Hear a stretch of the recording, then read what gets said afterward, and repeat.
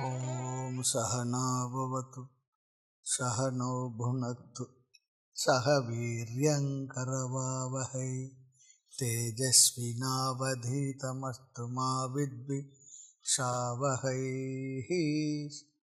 ஓம் சாந்தி சாந்தி சாந்தி.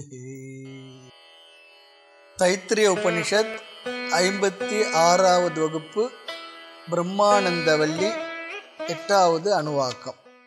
பீஷா அஸ்மாத் வாத பவதே பீஷா தேதி சூர்யஹ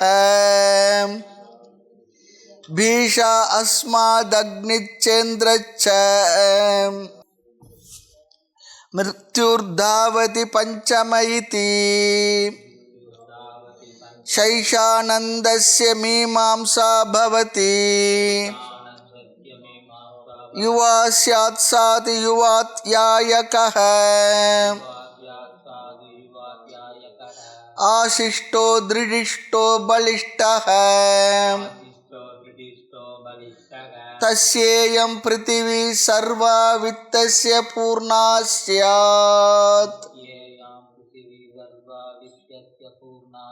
ச ஏகோ மானுஷ ஆனந்தஹ.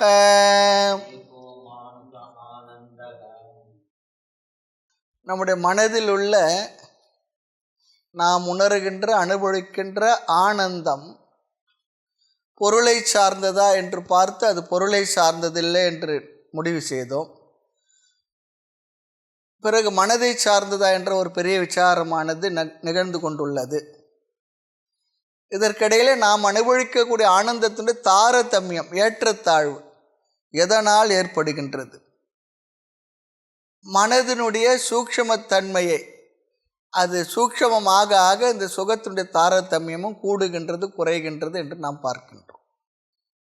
ஆக எது சூக்ஷ்மத்தை அடைந்துள்ளதோ அல்லது மனது சூக்ஷ்மத்தை அடைய அடைய ஆனந்தமும் கூடுகின்றது குறைகின்றது. மனதினுடைய அமைதியை பொறுத்து, மனதினுடைய சஞ்சலத்தை பொறுத்து ஆனந்தமானது நம்மால் கூட குறைய அனுபவிக்கப்படுகின்றது. இதோடு சென்ற வகுப்பில் நிறுத்தினோம். அடுத்து எப்படி மனது சூக்ஷ்மமாகும்? படிப்பதினால், அறிவினால் மனது சூக்ஷ்மத்தை அடைகின்றது. நல்ல அறிவு நூல்களை கேட்க கேட்க, நன்கு சிந்திக்க சிந்திக்க மனது சூக்ஷ்மத்தன்மை அடைகின்றது சொல்லி பார்த்து. இல்லை என்றால் வெறும் ஸ்தூலமாக இருக்கும். நன்கு நாம் தியானத்தை செய்தாலும் ஜபத்தை செய்தாலும் கூட மனது ஒருமுகப்படும், மனது சூக்ஷ்மமாகும். ரொம்ப முக்கியம். ஆக இது ஒரு கருத்து. ஆக மனது அமைதியை அடைய அடைய அது சூக்ஷ்மத்தை அடைகின்றது. அமைதியான மனம் தெளிவாக சிந்திக்கும், தெளிவாக இருக்கும். அந்த தெளிவான மனதில் இந்த ஆனந்தமானது நம்மால் கூட குறைய அனுபவிக்கப்படுகின்றது. அடுத்து இந்த மன அமைதியை நாம் சாந்தி என்றும் சொல்லுகின்றோம். சாந்தி சொல்கிறோம் இல்லையா, அது மனதுடைய அமைதியையும் நாம் சொல்லுகிறோம். ஆக இந்த மனசாந்திக்கு அல்லது மனசாந்தியானது, மனதுடைய அமைதியானது அறிவினால் அடையப்படுகின்றது. நம்முடைய அனுஷ்டானங்களினாலும் மனதை அமைதியாக இருக்க வைக்க முடியும். அந்த அமைதியான மனது சூக்ஷ்மத்தை பெறுகின்றது. ஆகவே இந்த மன அமைதி எப்போ வரும் சொல்லி சொன்னால், அடுத்து வைராகியம் அதிகரிக்க அதிகரிக்க அல்லது ஆசை மனதிலிருந்து நீங்க நீங்க மனதில் சாந்தியானது வருகின்றது.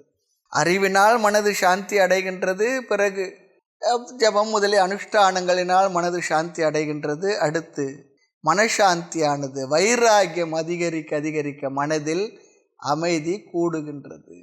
அல்லது ஆசை மனதிலிருந்து நீங்க நீங்க மனதில் சாந்தியானது அதிகரிக்கும்.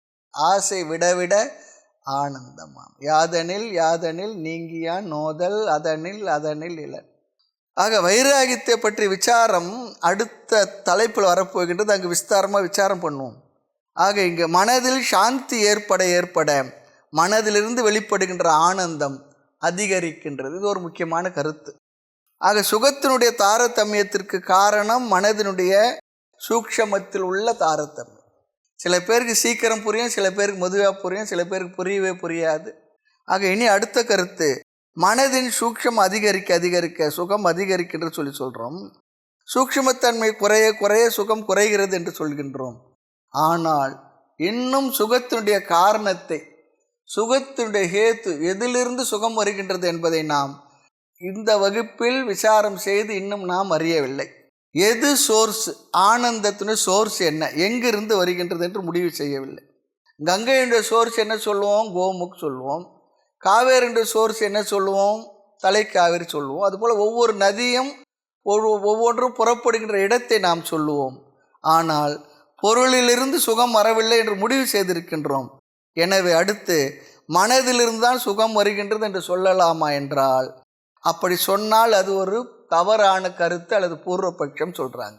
மனம் சுகத்தினுடைய உபாதான காரணம் இல்லை, மனதிலிருந்து சுகம் உற்பத்தி ஆகவில்லை என்று இப்பொழுது நாம் பார்க்க வேண்டும். இதை அறிவினால் தான் புரிந்து கொள்ள முடியும். மனதினால் மனதில் புரிந்து கொள்ள முடியாது. இந்த கருத்தை எல்லாம் அறிவினால் தான் புரிந்து கொள்ள முடியும். காரணம், ஒரு பொருளை சாப்பிட்டதும் சுகம் வருகிறது சொல்லி சொல்லுவோம். அது அனுபவம் தான். நல்ல ஒரு குலோப்ஜான் கொடுத்தாங்க, அல்லது திருநெல்வேலி இருட்டுக்கடை அல்வா கொடுத்தாங்க, அல்லது ரசகுல்லா கொடுத்தாங்க, அது சுகம் வருது. ஆனால் அறிவானது சொல்லுகின்றது, இதிலிருந்து சுகம் வர முடியாது என்று அறிவில் புரிந்து கொள்ள வேண்டும் சொல்கிறார். பொருளிலிருந்து சுகம் வர முடியாது. அது காரணம்லாம் நிறைய பார்த்தோம். அது ஒரு பொருள் சுகம் வருதுன்னா அந்த பொருள் எல்லாருக்கும் எப்பொழுதும் சுகத்தை தரணும், அப்படி தரதான்னா இல்லைன்னு சொல்லலாம் பார்த்தோம். அதே போல் உண்மையில் மனதிலிருந்து சுகம் உற்பத்தி ஆவதில்லை. ஆனந்தத்துடைய உற்பத்தி ஸ்தானம் எது, அது கண்டுபிடிக்கணும். ஆனந்தத்துடைய உற்பத்தி ஸ்தானம் சொரூபம், எங்கிருந்து ஆனந்தம் தோன்றுகின்றது. ஆக இங்கே சொல்லுகின்ற சாஸ்திரம் மனதும் ஆனந்தத்துடைய உற்பத்தி ஸ்தானம் இல்லைன்னு சொல்கிறோம். இதை எப்படி நிரூபிப்பது? எல்லாம் அறிவுபூர்வமான விசாரம் தான். இங்கே இதை பார்த்துட்டு தான் நம்ம அடுத்தது கருத்துக்கு போக போகிறோம். இன்னும் 1-2 வகுப்புகள் இந்த கருத்துக்கள்லேயே நம்ம இருந்துக்கிட்டு இருப்போம். கொஞ்சம் விரிவாக மறுபடியும் பேசுவதைப் போல இருந்தாலும் கூட நாம் கொஞ்சம் விசாரம் செய்து தான் ஆக வேண்டும். ஆக மனது ஆனந்தத்தினுடைய உற்பத்தி ஸ்தானம் இல்லை. அது எப்படி நாம் இதை நிரூபிப்பது? மனதிலிருந்து தான் சுகம் உற்பத்தி ஆகின்றது என்று ஏற்றுக்கொண்டால் ஒரு நிலையில் மனம் ஒடுங்கி விடுகின்றது. எப்பொழுது? ஆழ்ந்த உறக்கத்தில் மனம் முழுவதுமாக ஒடுங்கி விடுகின்றது. இல்லாமலே போகலை, ஒடுங்கி விடுகின்றது. ஆமாம், காரண சரீரத்தில் எங்கு ஒடுங்கி விடுகின்றது? அது ஒடுங்கி இருக்கின்ற இடத்துக்கு பேர் தான் காரண சரீரம். அது எங்கு ஒடுங்கி இருக்கின்றதோ அந்த இடத்திற்கு, அந்த தன்மைக்கு காரண சரீரம் சொல்லி சொல்கிறோம். அப்படி ஒடுங்கி இருக்கக்கூடிய நிலை என்னவென்றால் இல்லாததற்கு சமம், இருந்தும் இல்லாததற்கு சமம். அப்பொழுது நமக்கு துக்கம் வருகின்றதா? ஆழ்ந்த உறக்கத்தில் மனம் ஒடுங்கி இருக்கும் பொழுது சுகம் வருகின்றதா? சுகம்தான் வருகின்றது. மனதில் 1000 துக்கம் இருந்தாலும் கூட ஆழ்ந்த உறக்கத்தில் நமக்கு என்ன வருகின்றது? சுகம், ஒரு நிம்மதி, ஒரு நிறைவு, அப்பா, அப்படி ஃப்ரீனஸ் கிடைக்கும். ஆகவே என்ன சொல்கின்றோம்? நான் சுகமாக தூங்கினேன்னு சொல்லி சொல்கிறோம். சுகமான உறங்கிய மனம் விழித்த பிறகு அதை சொல்லுகின்றது. இதிலிருந்து என்ன தெரிகின்றது என்றால், மனதில் சுகம் என்பது இருக்கின்றது என்றால், மனம் இல்லாமல் ஒடுங்கி இருக்கின்ற காலத்தில் சுகமும் ஒடுங்கி இருக்கணும் இல்லையா? அதுலேருந்து வருகின்ற சுகம் ஒடுங்கி இருக்கணுமே. அது வெளித்தோற்றத்துக்கு வந்திருக்கவே கூடாது. ஆனால் ஆழ்ந்த உறக்கத்தில் நாம் சுகத்தை அனுபவிக்கின்றோமே. ஆழ்ந்த உறக்கத்தில் மனமும் இல்லை, புலன்களும் இல்லை, பொருள்களும் இல்லை, உடலும் இல்லை, உலகம் இல்லை, எந்த வஸ்துமே இல்லை. ஏதோ ஒரு உடம்பு விழுந்து கிடக்கிறது, இந்திரியங்கள் வேலை செய்யல, யார் வந்து போனாங்க தெரியல, எவ்வளோ மணி ஆச்சு தெரியல, மழை பெஞ்சது தெரியல, காற்றடிச்சது தெரியல, இந்திரியங்கள் இல்லை, மனமும் இல்லை, எல்லாம் ஒடுங்கி இருக்கின்றது. ஆனால் நான் மட்டும் இருக்கிறேன். ஆக ஆழ்ந்த உறக்கத்தில் நாம் சுகத்தை அனுபவிக்கிறோம், எதுவுமே இல்லை என்றாலும் கூட. ஆக அனுபவிக்கின்ற ஒன்றை, இன்னொன்று இருக்குது, அனுபவிக்கக்கூடிய ஒன்றை தான் நாம் ஞாபகப்படுத்தி சொல்ல முடியுமே தவிர, நாம் அனுபவிக்காத ஒன்றை நாமும் ஞாபகத்தில் வைத்து சொல்ல முடியாது. என்னன்னு கேட்டு என்னன்னு தான் சொல்லுவோம், மலைப்போம். ஆக அனுபவிக்காத ஒன்றை நாம் நினைவில் கொள்ள முடியாது. அந்த பிரத்யபிக்ஞான்னு சொல்லுவாங்க. அனுபவிக்கின்ற ஒன்றை தான் நாம் ஞாபகப்படுத்தி சொல்ல முடியும். பிரத்யபிக்ஞா என்றால் ஏற்கனவே பார்த்ததைத்தான், மனதில் பதிந்த அந்த ஸ்மிருதியைத்தான் நான் பார்த்தேன் என்று சொல்ல முடியும். ஆக எது நடந்து முடிந்ததோ அதைத்தான் நாம் ஞாபகப்படுத்தி சொல்ல முடியும். ஒரு இடத்திற்கு செல்லாமல் அந்த இடத்தை பற்றிய விஷயத்தையோ, ஒரு பொருளை அனுபவிக்காமல் அந்த பொருளை பற்றிய தன்மையை நாம் சொல்ல முடியாது. ஆகவே ஒரு இடத்துக்கு சென்று அங்கு அனுபவித்து அந்த பொருளை அனுபவித்த விஷயத்தை தான் மனதில் ஞாபகம் இருப்பதை தான் சொல்ல முடியும். அதே போல் ஆழ்ந்த உறக்கத்தில் சுகத்தை அனுபவித்தேன்னு சொல்கிறோம். அங்கே மனம் இல்லை, மனம் இல்லாததற்கு சமமாகி விடுகின்றது. அது காரண சரீரத்தில் ஒடுங்கி இருக்கின்றது. ஆக இதிலிருந்து நமக்கு தெரிவது மனதில் சுகமில்லை, அல்லது மனம் சுகத்தினுடைய உற்பத்தி ஸ்தானம் கிடையாது. ஏன்னா மனம் ஒடுங்கி இருந்தாலும் நமக்கு என்ன இருக்குன்னாங்க, அது சுகம் இருக்கக்கூடாது. சுகமே தெரியும். அதில் இருந்துன்னா அது என்ன, அது இல்லைன்னா அது இல்லைன்னு தானே ஆகிடும். மனதில் தான் சுகம் இருக்குது சொன்னோம். ஆக மனம் சுகஸ்வரூபம் இல்லை என்று முடிவுக்கு வருகின்றோம். ஒவ்வொரு விசாரமாக பண்ணுறோம். பொருளில் சுகம் இல்லை, தாரதமியத்துக்கு காரணம் மனதினுடைய சூக்ஷ்மத்தன்மை தான் காரணம். அது இந்த அளவுக்கு சாந்தியாக இருக்காது. மனது எதனால் சாந்தியாக இருக்குன்னா, அறிவினால் அதை அமைதிப்படுத்த முடியும், அல்லது நம்முடைய அனுஷ்டானங்கள் மூலமாக ஜபம் முதலிய விஷயங்களினால் அனுஷ்டானம் பண்ண முடியும். அதனால் அமைதி கிடைக்குன்னு சொல்லி பார்த்தோம். அடுத்து இந்த சுகத்தினுடைய சோர்ஸ் என்னவென்றால், மனமும் இல்லை, பொருளும் இல்லை, மனமும் இல்லை. அப்போ எதுதான் சுகத்தினுடைய சோர்ஸ்? என்ன, மனம் ஒடுங்கி விட்டது. மேலும் சுகஸ்வரூபம் என்றால் மனதில் என்ன வரக்கூடாது, துக்கமே வரக்கூடாதுன்ற. மன சுகஸ்வரூபம், அது சுகத்தினுடைய வடிவன்னா சர்க்கரை எங்கன்னா கசக்குமா? கசந்தா அது பேர் சர்க்கரையா? சுகஸ்வரூபம் என்றால் மனதில் துக்கமே வரக்கூடாது. ஆனால் நம்முடைய அனுபவம் எப்படி இருக்கு? துக்கத்தை அனுபவிக்கிறோமே. ஆக பல சமயங்களில் நாம் மனதை மறக்க வேற முயற்சி செய்கின்றோம். 2 மனம் வேணும்லாம் கேட்குறோம். நினைத்து வாழ ஒன்று, மறந்து வாழ ஒன்றுன்றோம். 2 மனசு இருக்குதா? ஒரே மனசு தான் இருப்பதோ ஒரே மனம். ஆக உலகில் உள்ள எல்லா பொருள்களும் கேளிக்கைகளும் நாம் எதற்காக அனுபவிக்கின்றோம் என்றால் மனதை மறப்பதற்காகத்தான். அரசாங்கம் திறந்து வச்சிருக்க கடைகளில் ஆனந்தமாக இருக்கிறதுக்காக தான், மனசை மறந்து இருக்கிறதுக்காக தான் போய் போட்டு வரார். உண்மைதானே? ஏதோ ஒன்று சாப்பிட்டு மறக்கணும்னு சொல்லி நினைக்கிறேன். எங்காவது இருக்கிற இடத்துல சுகமாக இல்லைன்னு சொல்லிட்டு என்ன பண்ணுறோம், பிக்னிக்லாம் போக ஆரம்பிச்சிடுறோம். போர் அடிச்சு போகுது. அங்கே போயிட்டு வந்தால் ஏதோ கொஞ்சம் ஒரு சேஞ்ச் இருந்தால் நல்லது தான், வாஸ்தவம் தான், எல்லாமே இருக்குது. சாது சன்னியாசிகளுக்கு இருக்குது. அதனால தான் யாத்திரையே போகிறோம். முதல் போகிறது அந்த இடத்த போய் பார்க்கணும், தரிசனம் பண்ணணும். அப்புறம் போன இடத்துக்கு மறுபடியும் போனால் என்ன அர்த்தம்? ஒரு சேஞ்ச் இருக்கட்டும், ஏதோ அந்த இடத்துல இருக்கத்தான் நம்ம நினைக்கிறோம், அதனால போகிறோம். ஆனால் உண்மை அது இல்லைன்றது அப்புறம் புரிகின்றது. சாஸ்திரம் சொல்லி தருகின்றது. கடைசியாக சொல்ல போகிறது, நீயே அந்த சுக வடிவம்னு சொல்லிட்டு போகுது. அதுதான் பிரம்மானந்த வழியோட பெரிய விஷயமே. உன்னை விட்டுட்டு வேறு எங்கே போய் நீ எதுவும் தேட முடியாது. அதை தான் கொஞ்சம் கொஞ்சமாக நகர்த்தி கொண்டு வந்து நீயே அந்த சுகஸ்வரூபம் ஆனந்தம் என்று புரிய வைத்து, உன்னுடைய சுகத்திற்காக நீ எதையும் சார்ந்திருக்கவில்லை, நீயே சுக வடிவம். சர்க்கரை எப்படி இனிப்போ, இனிப்பிற்கு சர்க்கரை வேறு எது எப்படி சார்ந்தில்லையோ, அதுபோல நீ ஆனந்த வடிவினன் என்பதை புரிய வைத்து, அந்த ஆனந்தமாக இருப்பதற்கு வேறு எதுவுமே தேவை இருக்கவில்லை. இந்த உடலும் தேவையில்லை, மனதும் தேவையில்லை, புத்தி தேவையில்லை. புத்தி ஏற்கனவே இல்லை, அது விஷயம் வேறு. எதுவுமே தேவை இருக்கல. நீயாக இருப்பது மட்டுமே உன் ஆனந்த வடிவத்திற்கு அடையாளம். நீ ஆனந்தமாக இருக்க. அது புரிஞ்சிடுதுன்னா அப்போ வருகின்றது, சில சுகம் வருது, சில சுகம் போகிறது, சில துக்கம் வருது, சில நேரம் துக்கம் போகிறதுன்னா மனதினுடைய தன்மைகள். இந்த அறிவை எல்லாம் சாஸ்திரம் அழகாக சொல்லி கொடுக்கும்.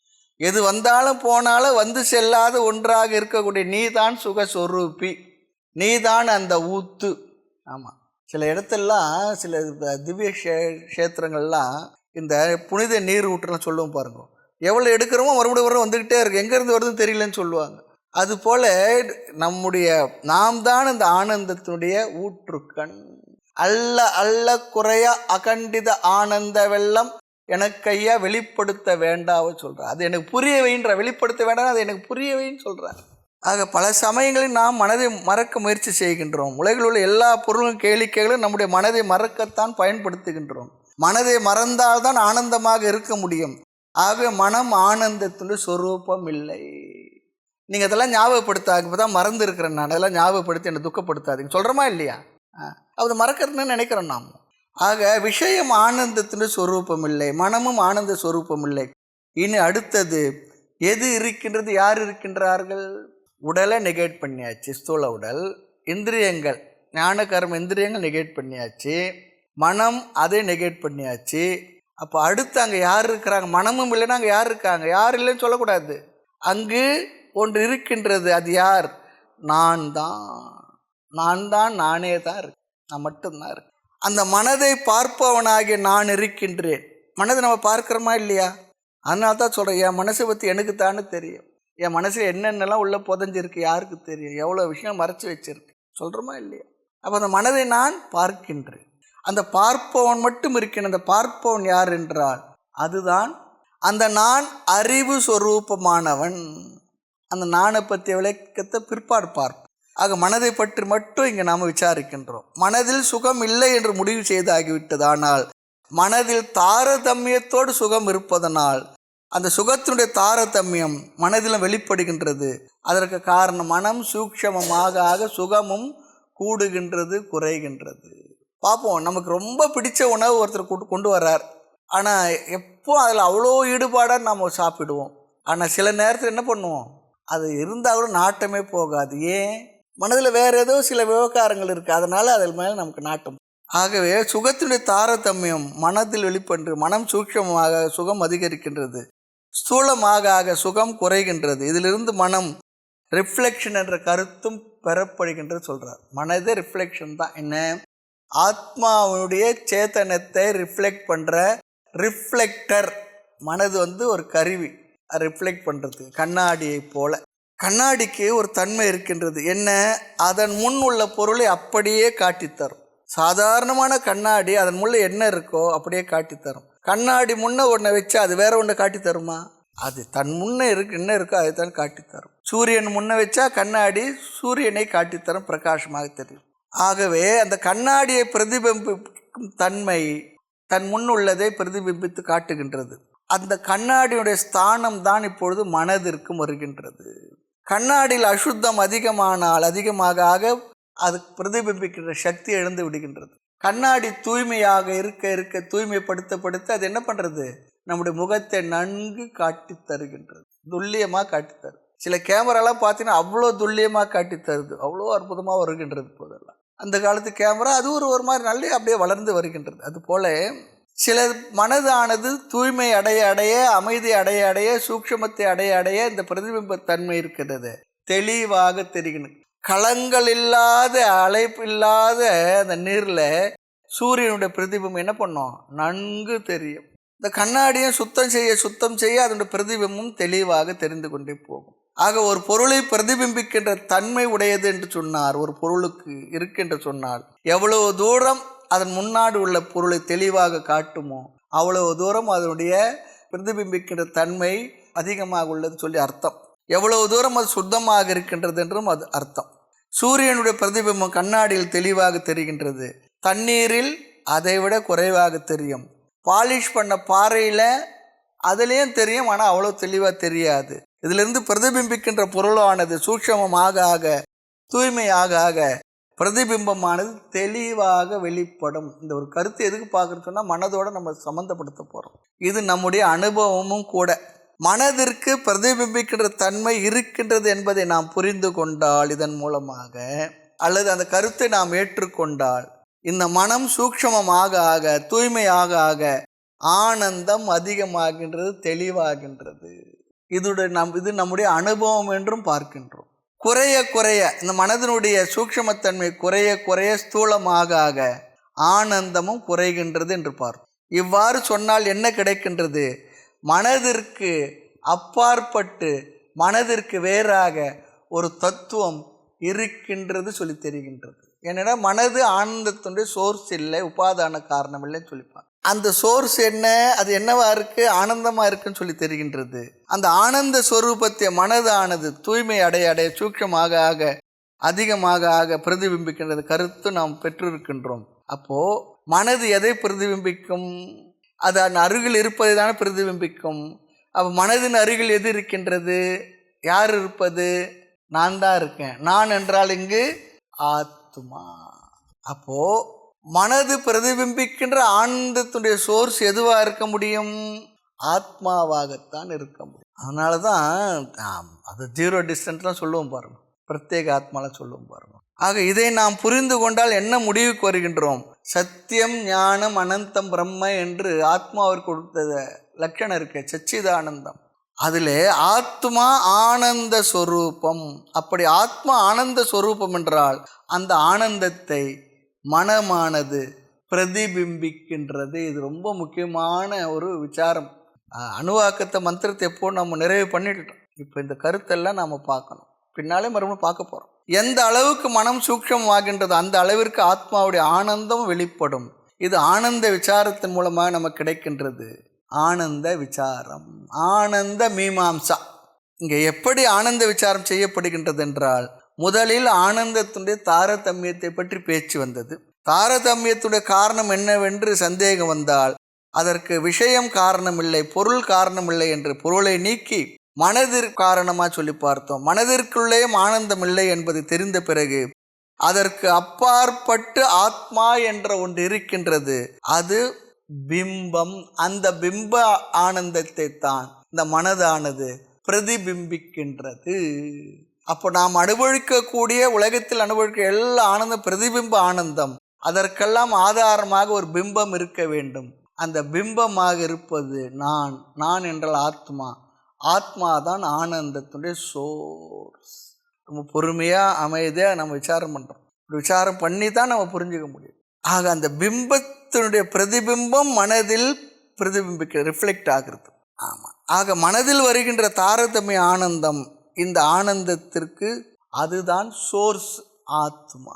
ஆக ஆனந்த மீமாம்சாவில் என்ன முடிவுக்கு நாம் வருகின்றோம் என்றால், ஆனந்தத்துடைய மூல காரணம் ஆத்மாவே. மறுபடியும் ஞாபகம் வச்சுக்கணும். ஆக ஆனந்தம் என்பது ஆத்மாவுடைய சொரூபம். இனிப்பு என்பது சர்க்கரையினுடைய என்ன சொல்லுவோம், அதுபோல் ஆனந்தம் என்பது ஆத்மாவுடைய மாற்ற முடியாத, மறுக்க முடியாத அதனுடைய இயல்பு. அதுதான் சொரூபம்னு சொல்லணும். சொரூபம்னு அந்த வார்த்தையை நல்லா புரிஞ்சுக்கணும். சொரூபம்னு சொல்லி சொன்னால் அதனுடைய, அது இல்லை என்றால் அது இல்லை, அந்த பொருள் இல்லை. இனிப்பு இல்லைன்னா அது என்ன சொல்ல முடியாது, சர்க்கரை இல்லை. இனிப்பு இருந்தால் அப்போ தான் அது சர்க்கரை தான். வேறு என்ன பேர் இருந்தாலும் இனிப்பு இருந்தால் அது சர்க்கரை. ஆக ஆத்மாவை ஏன் அப்படி சொல்ல வேண்டும் என்றால், வேறு எதையும் சொல்ல முடியாதா என்று அடுத்த கேள்வி கேட்டால் முடியாத காரணம், அங்கு வேறு யாரும் கிடையாது. என்ன விஷயத்தை நீக்கிட்டோம், இந்திரியங்களை நீக்கிட்டோம், மனதை நீக்கிட்டோம், அங்கே வேறு என்ன இருக்குது? மனதையும் நீக்கிய பிறகு அங்கே எது மட்டும் இருக்குது? ஆழ்ந்த உறக்கத்தில் நான் மட்டும்தான் இருக்கேன், நான் என்ற ஆத்மா மட்டும் இருக்குது. அங்கே உடலும் போயாகிவிட்டது, மனதையும் ஒரு ரிஃப்ளெக்டர் சொல்லி ஆகிவிட்டது. அப்போது அந்த மனதும் ஆனந்தத்துடைய சொரூபம் இல்லை என்று புரிந்த பிறகு வேறு யார் இருக்கிறார்கள்? நான் தான், நானே தான் இருக்கு. நான் என்று யார் சொல்கின்றார்களோ அந்த நான் தான் ஆத்மா. அந்த ஆத்மா தான் இங்கே இருக்கின்றது. அதிலிருந்து தான் ஆனந்தம் வந்து இருக்க வேண்டும். வேறு சோர்ஸே கிடையாது. இதை பாரிசேஷ நியாயம் சொல்லுவாங்க. இந்த நியாயத்துக்கு அதுதான் மீதி உள்ளது. அது ஒரு உதாரணம் சொல்லுவாங்க. ஒரு 3 பழம் இருந்தது, அல்லது 3 பேர் இருக்கிறாங்க. அங்கே ஒரு பழம் இருந்தது அப்படி வச்சுப்போம். வந்து பார்க்குறோம், பழம் இல்லை. கேட்குறாங்க, அந்த 3 பேர் தான் இருந்தாங்க, வேறு யாரும் இல்லை. இந்த பழத்தை நீங்கள் சாப்பிட்டீங்களா? இல்லை. இந்த பழத்தை நீங்கள் சாப்பிட்டீங்களா? இல்லவே இல்லை. அப்போ 2 பேர் விசாரித்த பிற்பாடு 3வது ஆள் விசாரிக்கணுமா? நிச்சயமாக அவர் தான் அதை சாப்பிட்ருப்பார். அதுபோல் இங்கே பொருளில் சுகம் இல்லை, மனதும் சுகத்தினுடைய சொரூபம் இல்லை, உபாதான காரணம் இல்லை என்றால், ஆனால் அங்கு ஆனந்தம் இருக்கின்றது என்றால் அதற்கு காரணம் இவைகளை தவிர்த்து அங்கு இருப்பது வேறு எதுவுமே இல்லை, நான் மட்டுமே இருக்கின்றேன். அதுக்கு எப்படி சொல்கிறது தான் பாரிசேஷ நியாயம். இருப்பதில் கடைசி ஆள் அவர் தான், வேறு சோர்ஸு கிடையாது. ஆக இங்கே இருப்பது விஷயம், மனம் இல்லை, அல்லது விஷயம் மனம் நான் தான் இருக்கின்றேன். விஷயமும் இல்லை, மனமும் இல்லை என்றால் அங்கு இருப்பது வேறு யார்? நான் தான் இருக்கு. அதை சொல்லவும் வேண்டுமான்றார் போல் இருக்கின்றது. ஆக விஷயத்தில் மனதில் ஆனந்தம் இல்லை என்றால் நான் என்று சொல்லி கொண்டிருப்பது ஆத்மா, அதுதான் ஆனந்த சொரூபம். இந்த கருத்து ஆனந்த மீமாம்சையிலிருந்து கிடைக்கின்றது. மீமாம்சைனா என்ன கேட்டக்கூடாது, பூஜித விசாரம். நன்கு பக்தி ஸ்ரத்தையோடு சாஸ்திர கருத்துக்களை குருமுகமாக விசாரம் செய்வது, விசாரம் செய்து புரிந்து கொள்கின்ற அந்த விசாரத்துக்குத்தான் மீமாம்சா. இங்கு நடைபெறுவது ஆனந்த மீமாம்சா அல்லது ஆத்மாவை பற்றி மீமாம்சை. ஆக உபனிஷத் ஆனந்தத்தை பற்றி விசாரம் செய்கின்றது.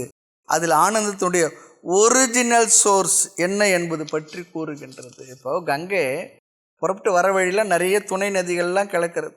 பாகிரதி, அலகநந்தா, அது இது எல்லா நதிகளும் சின்ன பெரிய நதிகள்லாம் கலக்கும். ஆனால் அதோட மூலம் எங்கே? கங்கோத்திலிருந்து புறப்பட்டு அது கடலில் வந்து கலக்கின்ற வரை கங்கைன்னு சொல்லும்போது அதோட மற்றதெல்லாம் வந்து கலக்கின்ற. ஆனால் மூலமான ஒரிஜினல் சோர்ஸ் எங்கேருந்து சொல்லுமோ அதுபோல் இதெல்லாம் நீக்கிய பிறகு அங்கே நீக்கி பார்க்கின்ற நான் ஒருவன் இருக்கின்றேன்.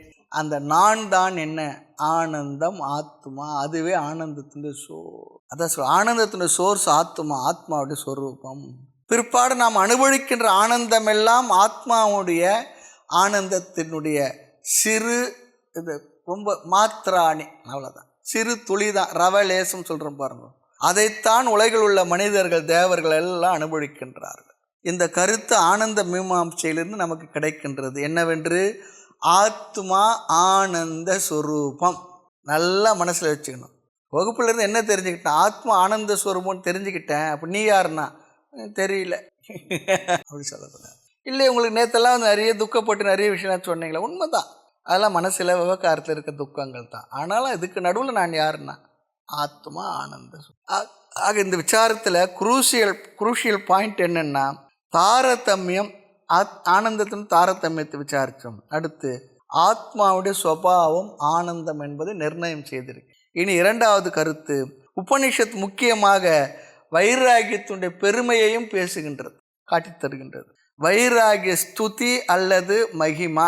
உண்மையில் ஆத்மாவுடைய ஸ்வரூபம் ஆனந்தம் என்று நேரடியாக இந்த விசாரத்தில் இல்லை என்றாலும் கூட தாரதமியத்திலிருந்து இப்படி ஒரு கருத்தை நாம் எடுத்துள்ளோம் விசாரத்தின் மூலமாக. தவிர இது நேரடியாகவும் சொல்லவில்லை. இங்கே உபனிஷத் ஆனந்தத்தை பற்றிய விசாரத்திலிருந்து உபனிஷத் வைராகியத்தை பற்றியும் அதன் பெருமையுமே காட்ட விரும்புகின்றது. வைராகியம் ரொம்ப ரொம்ப முக்கியம். நிறைய பேர் இந்த வைராகியம் என்ற கருத்து புரியாமலேயே வேதாந்தத்தை நிறைய படிச்சுக்கிட்டு இருப்பான். எல்லாத்தையும் படிக்கிறது போல் எதையும் படித்து ரொம்ப அது இது சொல்லிட்டு அப்படியே அவர்களுடைய புத்தியினுடைய கூர்மைக்கு தகுந்தால் போல் அப்படி ஒரு உருட்டு பரட்டிக்கிட்டு இருப்போம். நாம் படிச்சுக்கிட்டே வேதாந்தத்தை படிச்சுக்கிட்டு இருப்போம். சொல்லிய பாட்டின் பொருள் உணராமலே சொல்லி கொண்டிருப்போம். அது போல் ஆக எனவே இங்கே இனி வைராகியத்தை பற்றி விசாரமானது வரப்போகின்றது. வேதாந்தத்தை படித்து மோட்சத்தை அடைய வேண்டும் என்பவர்களுக்கு வைராகியமானது ஒரு குரூஷியல் பாயிண்ட், முக்கியமான ஒரு ஃபேக்டர். வைராகியம்னா காம தியாக, மனதில் உள்ள ஆசைகளை எல்லாம் நீக்கி கொள்ளுதல், நீங்கி இருத்த. ஆசை விடவிட ஆனந்தமாமே, ஆசை படப்பட ஆய் வரும் துன்பங்கள். இந்த கருத்தெல்லாம் அங்கே ரொம்ப அழகாக வரும். சில வார்த்தைகள் அழகாக சொல்லிட்டு போயிட்டாங்க. ஆக நிராசை என்றே தெய்வம் உண்டோ அப்படின்னு சொல்கிறார். நிராசை என்றால் வைராகின்னு சொல்லிடுறார். நிராசைன்னா நான் நினச்சாலும் ஒன்றுமே நிறைவேறா போச்சு, நிராசை ஆச்சு, அந்த அர்த்தத்தில் இல்லை. அந்த அர்த்தத்தில் இல்லை. இருந்தாலும் கூட அவைகளுடைய தேவை எனக்கு போது, இனி வேண்டாம், அப்படி ஒரு மனப்போக்கம். இருந்துட்டு போட்டோமே, நான் போகிறது 4 கார் இருக்குது, இங்கே போகிறது 4 பங்களா இருக்குது, அது போகிறது அவ்வளோ விஷயம் இருக்குது, அவ்வளோ உறவினர் இருக்காங்க, அவ்வளோ சாப்பாடு இருக்குது, அது இருக்குது, இவ்வளோ இருக்குது, அவ்வளோ பெருமை இருக்குது, மகிமை இருந்துட்டு போட்டோமே, எனக்கு வேண்டாம் விடு, எனக்கு போதும், ஒரு கண்டென்ட் மட்டும் நிறைவு வந்தாச்சு. அது இருந்து தான் நிறைவு வரணும்னு இல்லை, இல்லாமலேயும் கூட அறிவுபூர்வமாக சிந்தனை பண்ணி நிறைவு வரணும். அப்படி வருகின்ற ஒரு மனப்பக்குவத்துக்கு பெயர் தான் வைராகியம். இருந்தாலும் எனக்கு வேண்டாம், இல்லைன்றதுனால வேண்டான்றது வேற, இல்லை அதனால வேற வழி இல்லை, இருந்தா கூட. ஆக மனம் சூக்ஷமம் ஆக ஆக மனதில் ஆனந்தம் அதிகரிக்கின்றது. அப்போ மனது எப்படி சூக்ஷமான அதெல்லாம் பார்த்தோம். மனதில் உள்ள ஆசை குறைய குறைய ஆனந்தம் அதிகரிக்கின்றது. வேறு வார்த்தைகளை சொன்னால் வைராகியம் அதிகரிக்க அதிகரிக்க மனது அமைதி அடைகின்றது.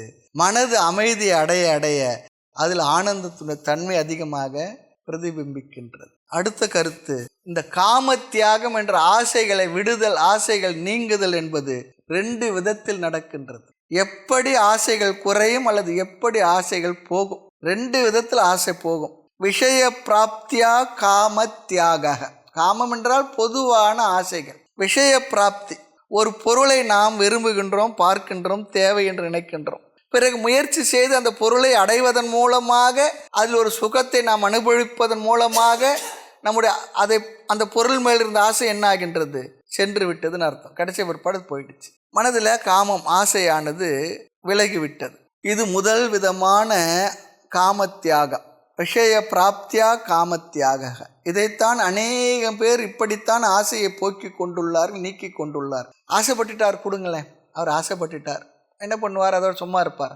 சரி, கொடையை எடுத்துக்கிட்டு வேகாத வெயிலில் போய் வாங்கிட்டு வந்து சாப்பிட்டு அல்லது அடைந்து ஆசையை நீக்கி கொள்வார். இங்கே வேதாந்தம் என்ன சொல்கின்றது, நீ பொருளை அடைய வேண்டும் என்று முயற்சி செய்யவில்லை, உண்மையில் ஆசையை நீக்கத்தான் முயற்சி செய்கின்றா சொல்கிறது. இப்போ பணம் சம்பாதிக்கிறது பணத்துக்காக சம்பாதிக்கிறோம். அந்த பணத்தின் மூலமாக ஒரு பொருளை வாங்குவது பொருளுக்காக பொருள் வாங்கவில்லை, அந்த பொருளை அனுபவிப்பதன் மூலமாக எனக்கு வருகின்ற ஒரு சுகம், இன்பம், அதுக்காக தான் பொருளை வாங்குகிறோம். அந்த பொருள் எனக்கு இன்பத்தை தரவில்லைன்னா அந்த பொருளை வாங்குவோமா, அதுக்கு செலவு பண்ணுவோமா? ஆக இங்கே ஆசையை நீக்கத்தான் உண்மையில் முயற்சி செய்கின்றோம் என்கின்றது. தேவையில்லாதது வயிற்றுக்குள்ளே போனால் என்ன ஆகும்? சந்தோஷமாக இருப்போம். அங்கே ஒரு சிஸ்டம் வேலை செய்யும், வெளியே கொண்டு வந்து தள்ளிடும். வாந்தி எடுத்து என்ன பண்ணுவோம்? வெளியே அப்பா இப்போதான் ஃப்ரீயாக. அதே போல் மனதிற்குள் ஆசை என்பது போய்விடுகின்றது. மனது அந்த ஆசையை நீக்க முயற்சி செய்கின்றது. அந்த மனதிற்கு தெரிந்த ஒரே ஒரு உபாயம், எந்த பொருள் மீது ஆசை இருக்கின்றதோ அதை நாம் அடைந்தால் அந்த ஆசை நீங்கிவிடும் என்கின்றது. ஆக விஷய பிராப்தியா காமத்தியாக, இங்கே உபனிஷத் சொல்லுகின்றது, உன் மனதில் உள்ள பொருளில் உள்ள ஆசை போனதால் உனக்கு சுகம் வந்தது. அந்த பொருளை வாங்கி அடைந்து அனுபவிப்பதன் மூலமாக உனக்கு சுகம் கிடைச்சது. ஆனால் நாம் என்ன சொல்கிறோம்? பொருள் வந்தால் ஆனந்தம் என்று உபனிஷத் சொல்லுகின்றது. மனதில் உள்ள ஆசை போவதனால் மனது என்ன ஆகின்றது? சுகத்தை அடைகின்றது அப்படி சொல்கிறோம். அந்த அளவிற்கு, எந்த அளவிற்கு மனது அமைதி அடைந்திருக்கின்றது அந்த அளவிற்கு அந்த பொருள் மீது சுகத்தை அது அடைகின்றது, அனுபவிக்கின்றது. சரி, அடுத்து இரண்டாவது ஒரு விதம் இருக்குது. ஒன்று பொருளை அடைந்து ஆசையை போக்கி சுகத்தை பெறுகின்றோம். இரண்டாவது விதம் தோஷ திருஷ்டியா காமத்தியாக, விஷய பிராப்தியா காமத்தியாகம். ஒன்று இங்கு தோஷ திருஷ்டியா காமத்தியாக. ஒரு பொருள் மீது ஆசை வரும்பொழுது அந்த பொருளை அனுபவித்தாலேயே அந்த பொருளை நாம் அனுபவித்தது மூலமாக தான் ஆசையை நீக்கிக் கொள்ள முடியும் என்றால், இங்கே இன்னொரு கோணம் சொல்லுகின்றது, அந்த பொருள் மீது ஆசை வரலாம், வந்தாலும் அந்த பொருளை அடையாமலேயே, அதை அனுபவிக்காமலேயே அந்த பொருளில் உள்ள ஆசையிலிருந்து விடுபட முடியும். எப்படி? அதுதான் தோஷ திருஷ்டி. அந்த பொருள் வந்தால் அந்த பொருளினுடைய பிரயோஜனம் என்ன, அது எந்த அளவுக்கு எனக்கு சுகத்தை தரும், உண்மையில் அதோடைய தன்மை என்ன என்று அறிவுபூர்வமாக சிந்தனை செய்து அறிவிலேயே அந்த பொருள் என்ன பண்ணுறோம், அது எனக்கு சுகஹேத்து இல்லை என்று நீக்கி விடுகின்றோம். வாங்கி அவஸ்தப்படுறதில்லை. பகவான் தான் சொல்லி நித்திய வயிறு நாம் சொன்னார். ஞானிக்கு விஷய சுகங்கள் பொருள்கள் வரும்பொழுது பார்க்கும்போதே தெரிஞ்சுக்குவார். அப்போ அது நமக்கு பெரிய ப்ராப்ளம்பா வேண்டான்னு அப்போயே முடிவு செய்துடுவார். அஞ்ஞானம் என்ன பண்ணுவான்? வந்து அடைஞ்சு அனுபவித்து அப்புறமா தான் அவஸ்தைப்பட்டு தான் ஐயோ ஏன் தெரியலேன்னுவான். இந்த அவஸ்தை எதுக்குன்னுவான்.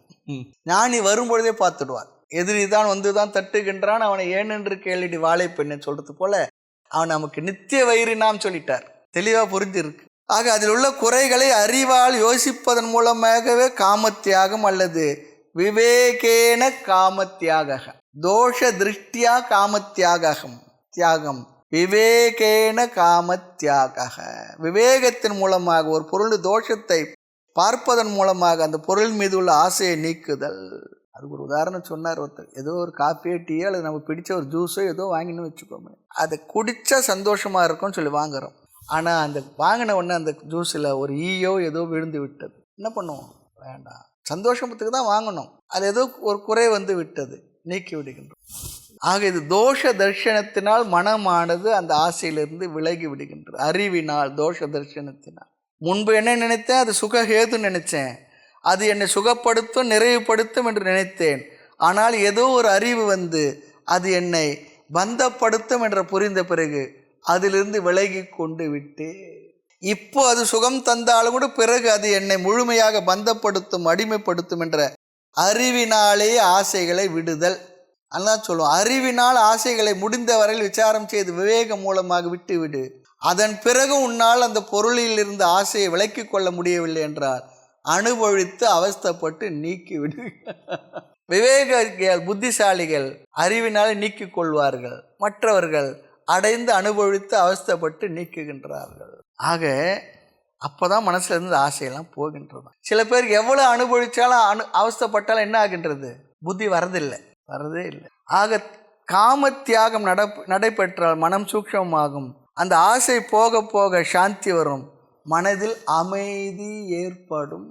அமைதி அதிகமாக ஆக ஆத்மாவுடைய பிரதிபிம்பம் நன்கு வெளிப்படும். தண்ணீர் தடாகம் இருக்குது, காற்றடிச்சு அப்படியே அலை பாஞ்சிக்கிட்டு இருந்தால் உள்ளே இருக்க பொருள் சரியாக தெரியாது, தெரிந்தாலும் அப்படி இப்படி தெரியும். அலை இல்லாமல் தண்ணியும் தூய்மையாக இருந்தால் அந்த சூரியனோ சந்திரனோ காண்கின்ற பொருளோ நம்முடைய முகம் கூட என்னை எட்டி பார்த்தா நன்கு தெரியும்.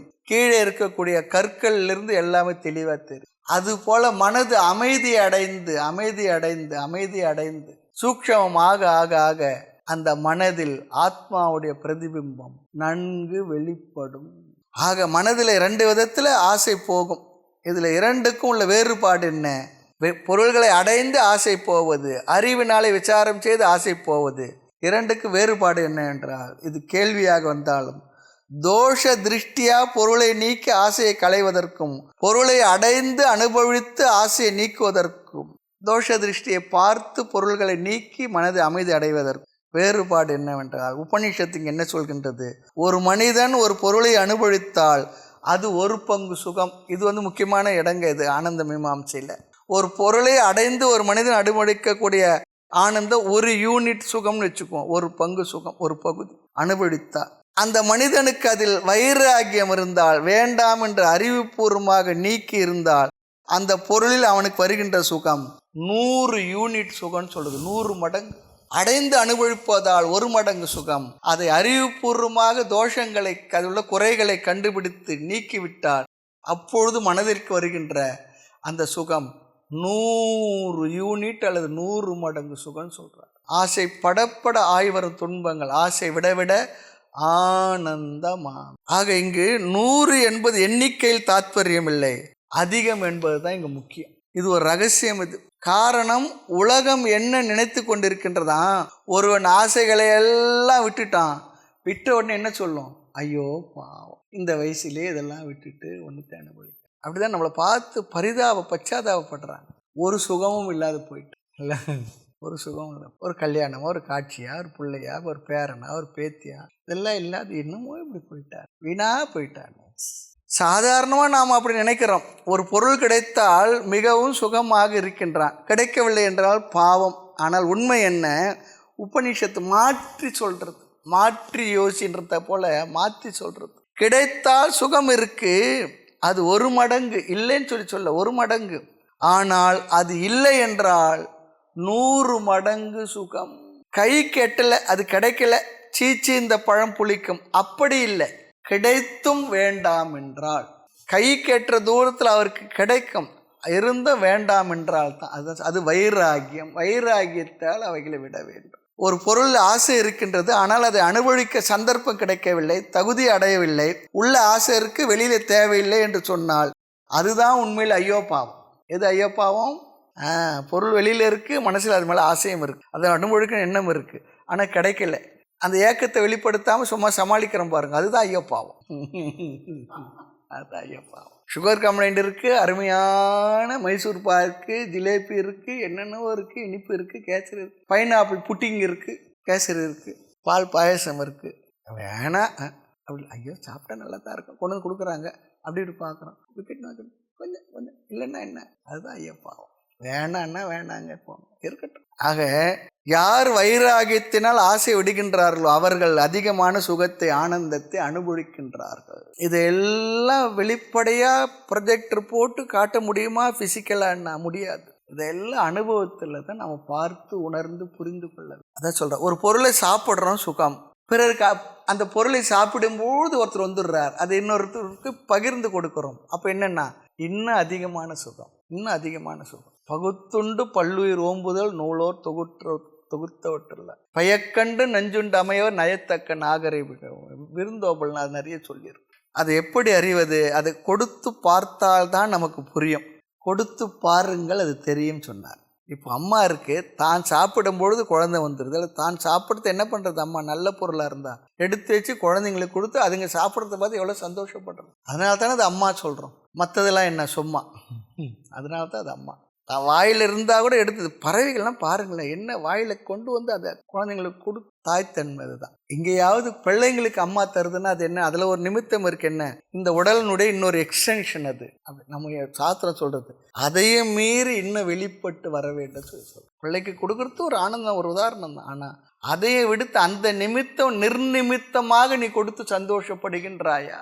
யாரோ ஒருத்தர் வர்றார், தனக்கு இல்லைன்னா இருந்தால் ரொம்ப உயர்ந்த ஒரு பொருள் ஒருத்தர் கொண்டு வந்து கொடுக்குறாரு. சாமி எங்கேயும் கிடைக்காது, அந்த ஊரில் ஜம்முலேருந்து இல்லை சூரத்துலேருந்து வாங்கிட்டு வந்திருக்கிறேன், இல்லை காசிலேருந்து வாங்கிட்டு வந்திருக்கேன், கல்கத்தாலேருந்து வாங்கிட்டு வந்திருக்கேன், இந்த இனிப்பு நீங்கள் மட்டும் சாப்பிடுங்க.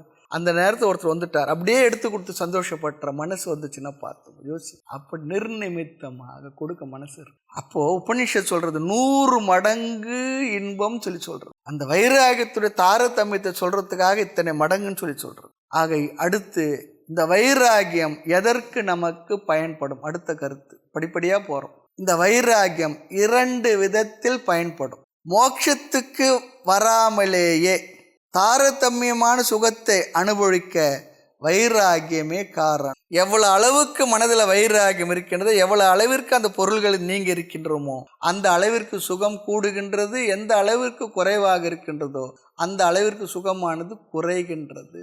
இது ஒரு கருத்து, வைராகியத்தினுடைய ஒரு பலன். ஒருவன் வைராகியம் அதிகரிக்க அதிகரிக்க அதிக ஆனந்தத்தை அடைகின்றான், அதிக பிரதிபிம்ப ஆனந்தத்தை அடைகின்றான், அல்லது கோஷானந்தம் அதிகரிப்பதற்கும் வைராகியமே காரணம். தாரதமியமான ஆனந்தத்திற்கு வைராகியமே காரணம். ஆனந்தம் இன்னும் அதிகரிக்க அதிகரிப்பது என்றால் அந்த அதிகரிப்புக்கும் காரணம் வைராகியமே. கட்டோபனிஷத்தே இதுக்கு பெரிய ஒரு உதாரணம். நச்சிகேதன் இதெல்லாம் வேண்டும் என்று சொல்லியிருந்தால் யம தர்மராஜா அத்தனையும் கொடுத்து அனுப்புறது தயாராக இருந்தார். எவ்வளோ வேணும் அவ்வளோ பொருளும் பேக் பண்ணி அவனை அனுப்புறது ரெடியாக இருந்தார். ஆனால் அவன் சொல்லிட்டான், ஜரயந்தி தேஜக, இதெல்லாம் என்னுடைய பொறி புலன்களை தேய்த்து விடும், மாய்த்து விடும், அவைகளில் எனக்கு முழுமையான திருப்தி வராது, அந்த என்னை பந்தப்படுத்தி விடும். ஆக முதலில் பொருள்கள் கொடுக்கப்பட்ட பொருள்களில் வைராகியம் இருந்ததால் அடுத்து கேட்குறா, சரி இது வேண்டாமா, சரி விடுப்பா.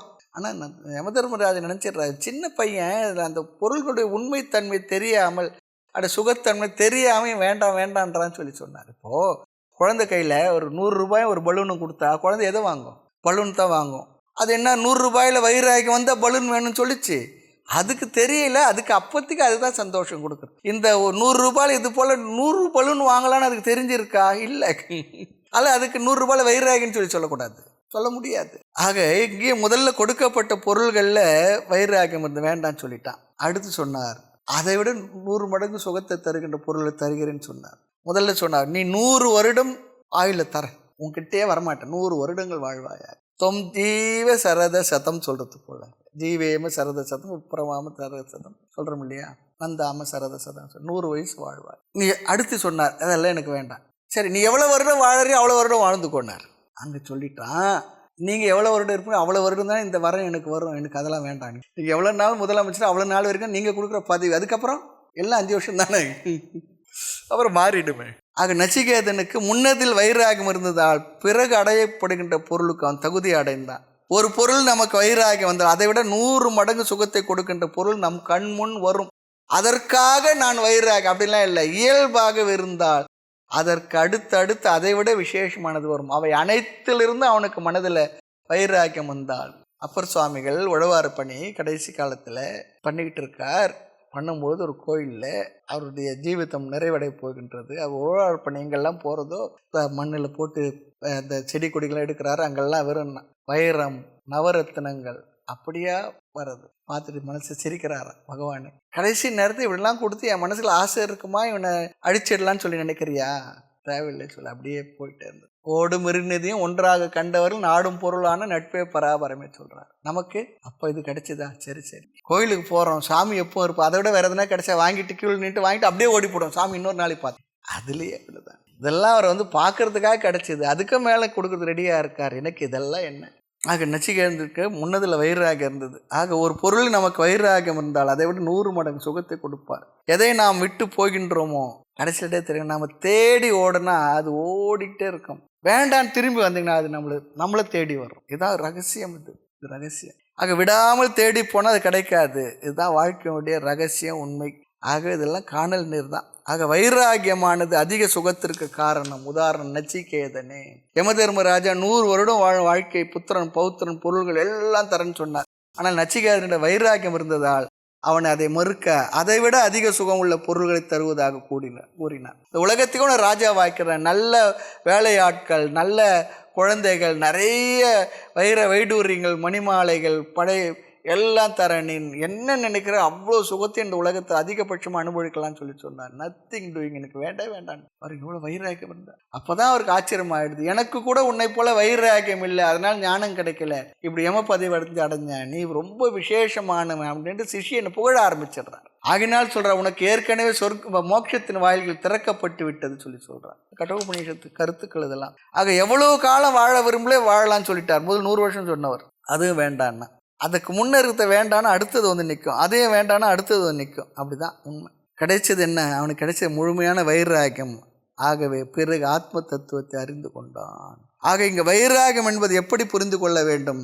தவம் அதிகரிக்க அதிகரிக்க பலனும் அதிகரிக்கும். அதுபோல வைராகியம் அதிகரிக்க அதிகரிக்க நமக்கு உயர்ந்த உன்னதமான ஆத்ம ஆனந்தமாக நான் இருக்கின்ற என்ற மோட்சத்தினுடைய தன்மைகள் நமக்கு புரியும். பிறவியே அதுதான் சொல்ல, வைராகியம் அதிகரிக்க அதிகரிக்க பிரதிபிம்ப ஆனந்தம் அதிகரிக்கின்றது. ஆக வைராகியத்தின் பெருமை நமக்கு இந்த அளவிற்கு உயர்ந்தது.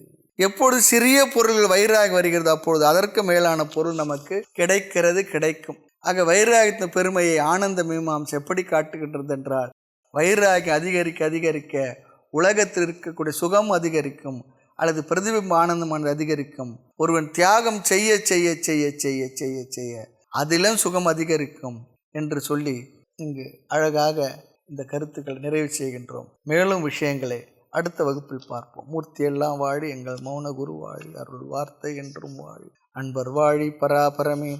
ஓம் பூர்ணமத பூர்ணமிதம் பூர்ணாத் பூர்ணமுதச்யதே பூர்ணஸ்ய பூர்ணமாதாய பூர்ணமேவாவசிஷ்யதே. ஓம் சாந்தி சாந்தி சாந்தி. ஹரி ஓம். ஸ்ரீ குருப்யோ நமஹ. ஹரி ஓம்.